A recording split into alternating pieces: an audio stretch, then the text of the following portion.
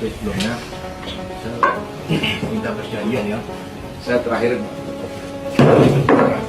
gimana sih sebenarnya? Bahkan harus jelaskan kepada masyarakat.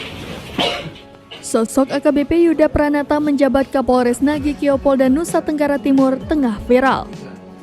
Video aksinya menancapkan sangkur di depan warga suku Kawa saat bermusyawarah dalam perselisihan proyek strategis nasional Waduk Mbai Lambo pada Agustus 2020 lalu. Dalam video itu, ia diduga melakukan intimasi kepada warga dengan menancapkan pisau sangkur ke meja. Aksi penancapan sangkur di meja itu dilakukan Kapolres Nagekeo tersebut pada 2 Agustus 2022 lalu. Namun video itu viral baru-baru ini.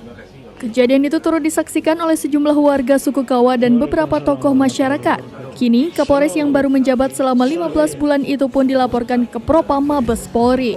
Dikabarkan saat kejadian AKBP Yuda sedang bertemu dengan masyarakat suku Kawa dan beberapa suku lainnya. Melansir dari beberapa sumber, AKBP Yuda Pranata diketahui belum lama menjabat sebagai Kapolres Nagekeo, yakni 15 bulan. AKBP Yuda Pranata sempat lebih dulu menjabat sebagai Kabag Binospal di Treskrimum Polda NTT. Diketahui juga jika AKBP Yuda Pranata memiliki gelar Sarjana Ilmu Kepolisian dan Sarjana Bidang Hukum.